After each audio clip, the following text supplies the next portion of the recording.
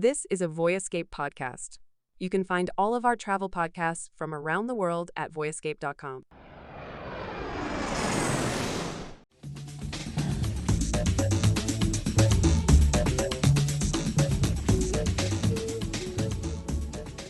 Okay, so we are back for part 2 on Berlin. In our first podcast, we talked a little bit about the why to visit the city, some of the great historical attractions, some of the really notable things about the differences in East and West Berlin that you can still see today and really dig into some of that Cold War history. Today, we're going to get more into the practicality of a visit, a bit about how to get around, a bit about where to stay, where to eat, and kind of all you need to know to plan your trip. So let's start out there, Tim. People coming into the city, what's your best way to get kind of downtown, get around the city? What does that look like on arrival? Yeah, I mean, Berlin, I think, might be the most accessible city in the world. Maybe other than maybe Tokyo. I mean, Tokyo, you can travel everywhere on a train. Berlin, you can travel everywhere on a train. And so they have this network, yes, trams and buses and things like that. But they also have the S-Bahn, which are surface trains, and then they have the U-Bahn or U-Bahn, which are subways, metros, and you can get pretty much everywhere in the city. S-Bahn, U-Bahn, tram, whatever, and so arriving this time. I came in by train. I took a train from Gdansk in Poland, which is a city that I think everybody should go see and do as soon as possible because it's amazing. And from the station, the train stopped at a secondary station. And from there, I took the S-Bahn to get to my hotel. And very easy, very inexpensive. I always buy a pass because I think it's the right thing to do, but there are no gates or things to scan or anything like that. It's almost like the honor system, and you can get anywhere in the city either by U-Bahn or S-Bahn. And if you're really in a pinch, there's definitely is Uber and taxi and things like that as well. But yeah, very easy, very inexpensive. Yeah. So once you get into the city, where are you recommending? Where should people be maybe thinking of basing themselves and looking for places to stay on a first trip? Yeah, so definitely, we're gonna do a whole special episode on this, but my favorite hotel in Berlin and one of my favorite hotels in the whole world is Hotel Adlon Kempinski. So this is the most famous hotel in Germany. So if you're talking to Germans, and you mention Hotel Adlon, pretty much every single German person is going to know about this hotel. And so, and I'm not sure that for North Americans, we have a hotel that is famous on the same scale as that. I mean, everybody I think knows about the Plaza in New York and a few others. But this is a hotel that is really almost central to the psyche of Germans. And so it sits, it was built originally with the help of Kaiser Wilhelm, who wanted a hotel that was good enough to match with some of the 5-star hotels in Paris and London, places like that. He didn't feel like Berlin had a hotel that was good enough for that. So that was the sort of the basis for its construction. And it had all those amenities that we talk about sometimes. First hotel to have electricity and hot water, all that kind of stuff. And so to this day, it was largely destroyed in the Second World War. It's been reconstructed, but it keeps its place as a very famous hotel in Germany. And that is a hotel that sits right at the Brandenburg Gate. The suite that I stayed in just now, I could look out my window and look at the Brandenburg Gate. It was really actually quite incredible. But I'm going to button my lip for a moment because we're going to do 10 minutes on that for a special episode. So, but I will say Berlin is it's a great city because it is not as expensive for lodging, and I don't know why this is, but not as expensive as the other great European cities. And I'm not sure if it's because everybody wants to go to Paris, so they know that everyone's going to spend $500 a night to stay at a 3-star hotel in Paris. But you can stay very well in Berlin for between $100 and $200 a night. And I'm going to recommend Hotel Bristol, which is part of Kempinski as well. Kempinski is this great Geneva-based hotel group, classic European luxury, and then 2 small ones, and so that's very well located, very nice rooms, great hotel bar. It's not the Adlon, but it is a very, very nice hotel. 2 other hotels I'm going to mention are the Lindner Hotel, which I stayed at a couple times. It's part of the Hyatt chain. I believe it's like a locally owned hotel that has linked its fortunes to Hyatt.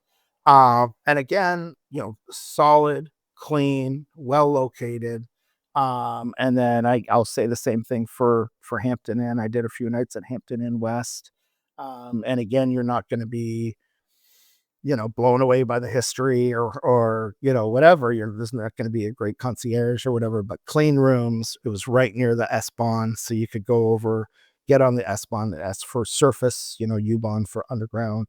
And you can get anywhere in the city. And I had a fantastic stay there as well. So, And what about, I know Berlin has a reputation for being really diverse when it comes to food.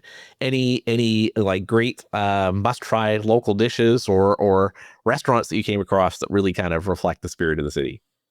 yeah, absolutely. And I've only got a few recommendations on food. But one of my favorite things to do in Berlin is to get currywurst.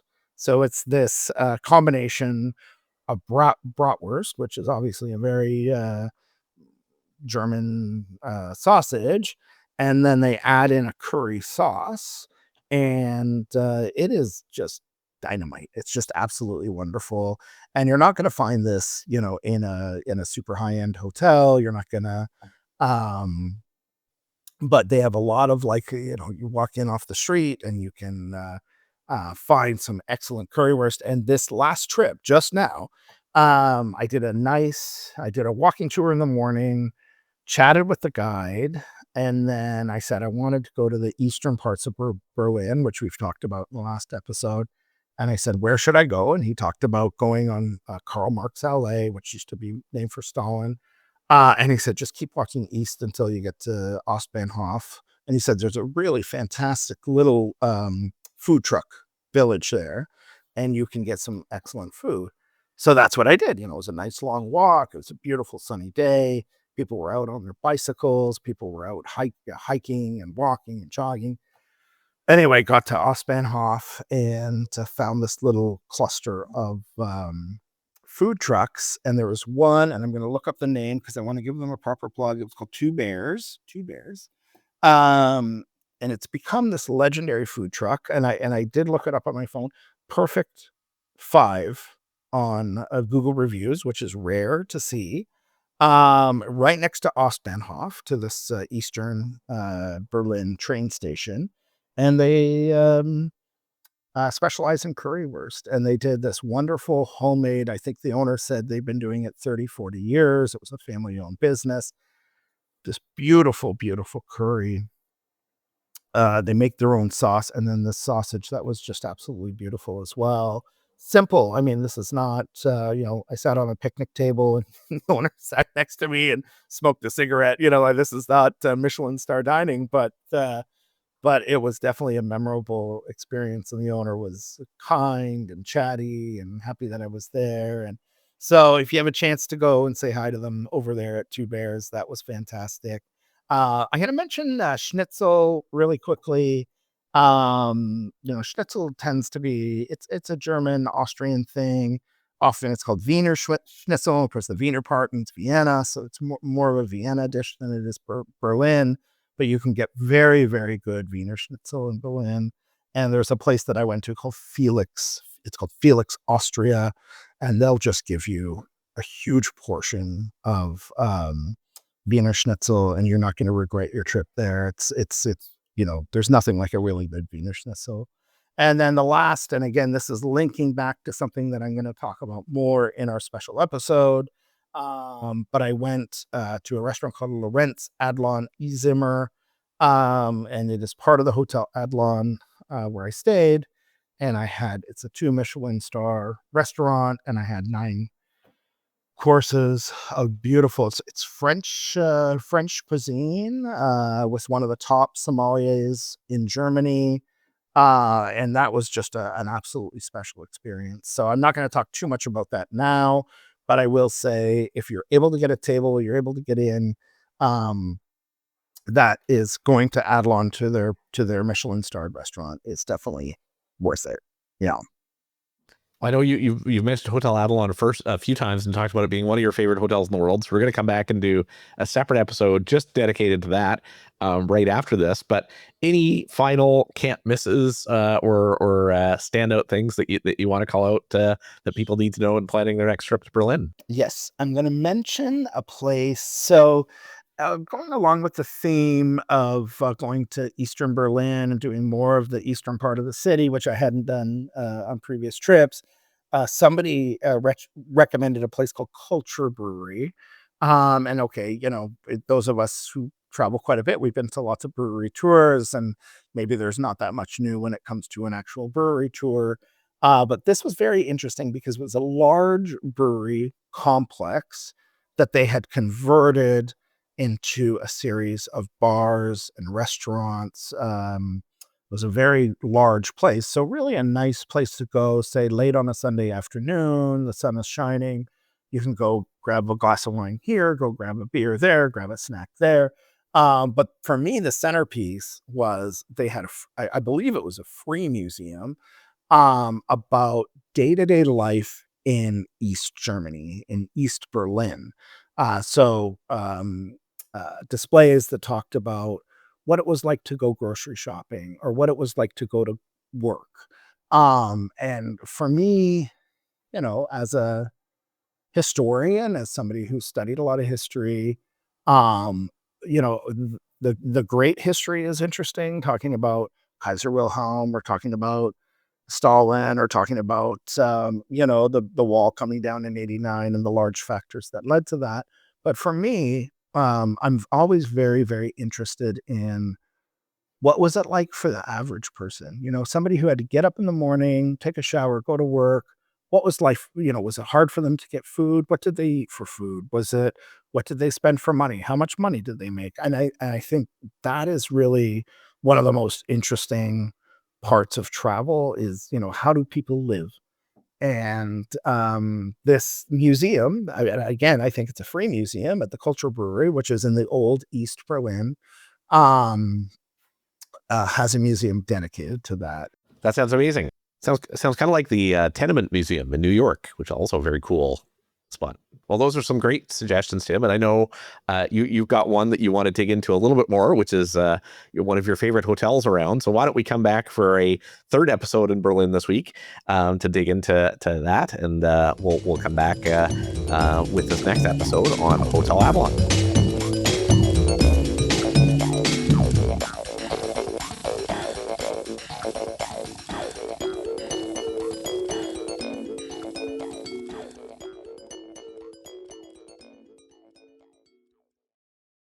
Hey everybody, it's Mike Siegel from the Travel Tales podcast. I've heard some crazy travel stories over the years, and Travel Tales is full of funny, inspiring, and wild adventures that I hope you'll enjoy. Listen now at voyescape.com. Hey, I'm DeAndre Koch, financial advisor, world traveler, and host of Revolutionizing Your Journey. If you're ready to unlock luxury without the luxury price tag, this show is for you. Each week, I sit down with experts to reveal how to fly in $10,000 business and first class seats for 90% off and stay in 5-star resorts for nearly free using the power of points and miles. From insider tips to real traveler stories, you'll get the tools to travel smarter and see the world differently. Find Revolutionizing Your Journey at voyescape.com.